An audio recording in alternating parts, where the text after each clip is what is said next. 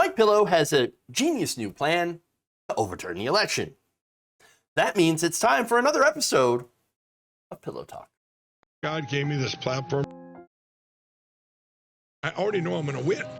China did our vote. Biden and Harris would say, hey, we're here to protect the country, and resign. Mike Lindell's a conspiracy. But you haven't. Just forget about the evidence. This was attacked. Okay. Do we have insanity in the control room? So after the failure of the cyber symposium and the numerous predictions that did not pan out, Mike Lindell is, he's got a new plan. He's going to send people to your house. They're coming to your house. They're coming to your house. So now this information comes from Josh Merritt, who is a former member of Lindell's Red Team at his August cyber symposium in Sioux Falls, South Dakota. He told Salon that Lindell is funding a last-ditch door-knocking effort based on rumors that there are phantom voters. Ooh, scary. Phantom voters. Phantom. So now, what's phantom voters? I know it's getting close to Halloween, but who are the phantom voters? Apparently, there are people who have died or moved away and are no longer on the official rolls. So now the claim is, of course, dead people voted overwhelmingly in favor of Joe Biden and Democrats, even though this claim has, of course, been thoroughly debunked before. But hey, never let facts stop a good conspiracy theory, because of course. Merritt added that Lindell is targeting areas of question based off of info from guys like Dr. Douglas Frank and Seth Keshel. Frank and Keshel are two of Lindell's close associates who have pushed a variety of baseless claims of voter fraud on the Pillow Tycoon's behalf over the past year. Keshel, who identifies himself on LinkedIn as a tech company sales manager and former baseball analyst, who also ran a failed election attempt, but does not identify with having any election experience, had released a report that alleged massive voter fraud. So here we have a situation where we got these rando people who are not analysts or experts in the field that are looking at election data that is publicly available, by the way, and they look through it, not understanding what the numbers mean, and say, oh, look at that. Look, oh, I found the fraud. So much fraud.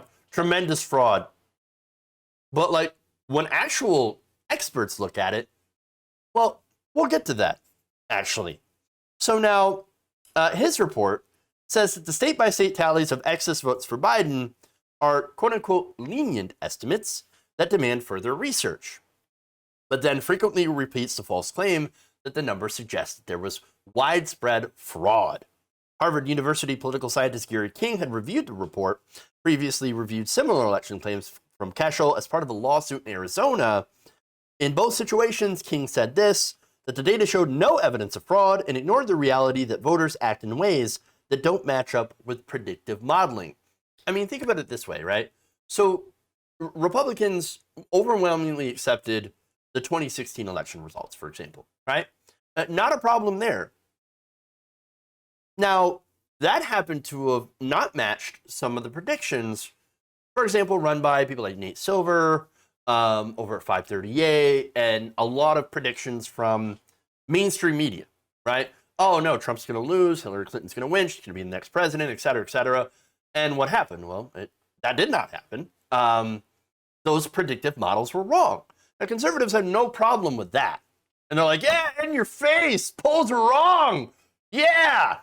Now, they're going and saying that these counts, right, these predictive models that show that Trump was going to win didn't match what they were predicting. And so they're, instead of looking at it as like, oh, wow, we were off. Wow, it turns out that the voters did not act the way that we predicted they were going to act. They look at that and say, fraud, total fraud, tremendous fraud, the biggest fraud.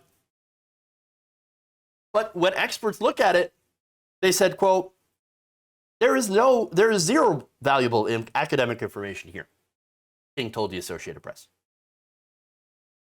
He's not the only one. So now, University of Georgia political scientist and pollster Trey Hood also reviewed the report and came to a similar conclusion, not surprising. Quote, "This is certainly no method for uncovering voter fraud. It doesn't show anything. I wouldn't even call it a gross simplification. It's just nothing." But nonetheless, you go to Mike Pillow, who's trying to continuously make something out of nothing. In a recent video appearance on his Frank Speech website, which I will not sign up for, out of principle, because I don't want to get hacked.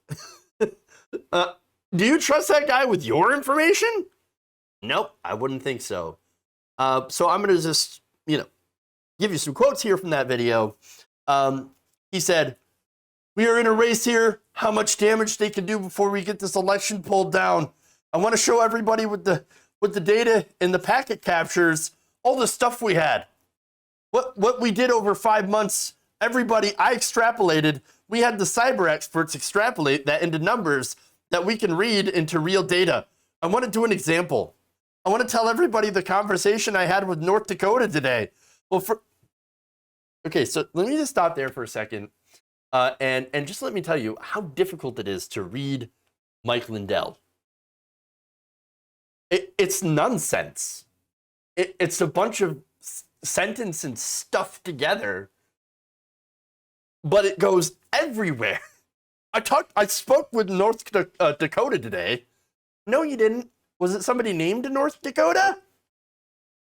Like, I'm just saying. I'm asking questions here.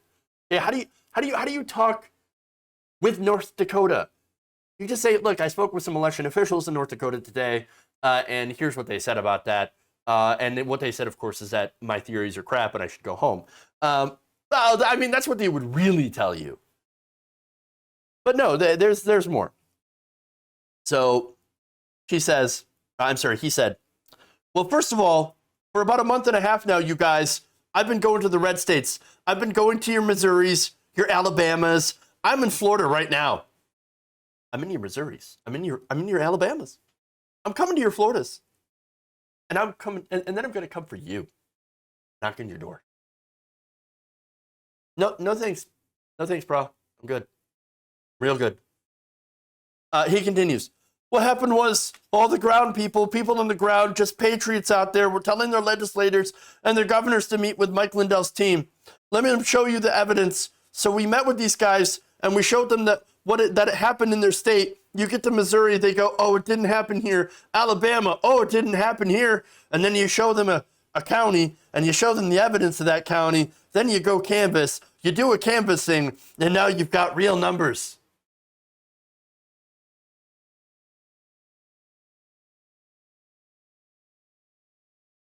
Do you, though?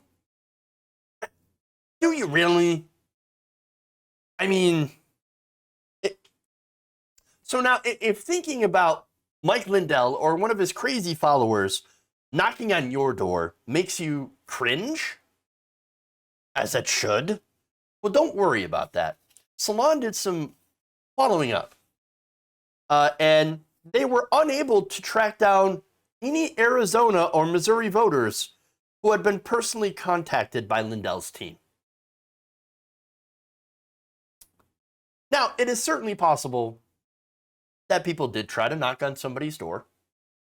Maybe they went down a couple of streets, had a couple of people knocking on doors. And, it's possible that there were some conversations that Salon were not privy to. Maybe they didn't want to talk to liberal media or whatever. But there's also a good chance that this did not happen. That nobody knocked on any doors. Or maybe, nobody answered, and somebody knocked on a door or somebody answered. I don't know. I don't know what happened. There's just no evidence. Boy, that sounds like it can apply to a lot of the things or everything that Mike Lindell claims. There's just no evidence.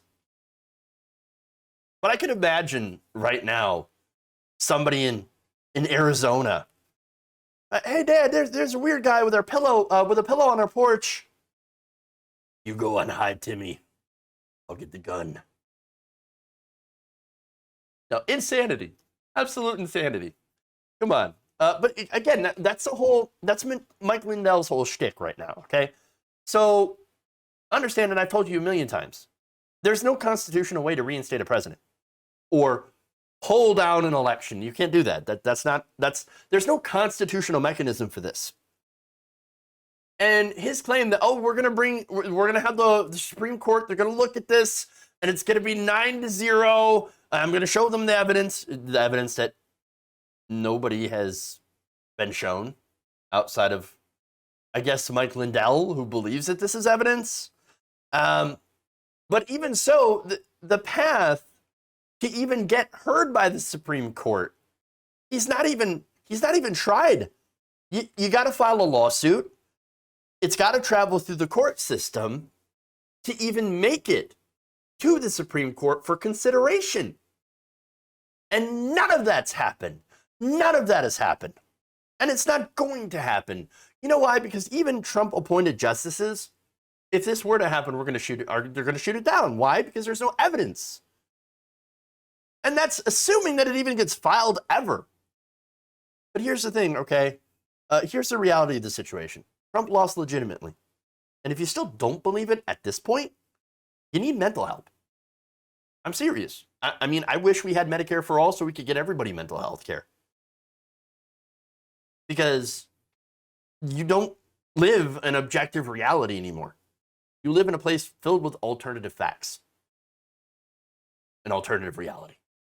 If you enjoyed this video, please give us a like and share with your friends. You can subscribe and help out the channel by becoming a patron. It's patreon.com/Jeff Waldorf, or you can become a channel member as well by hitting the join button below.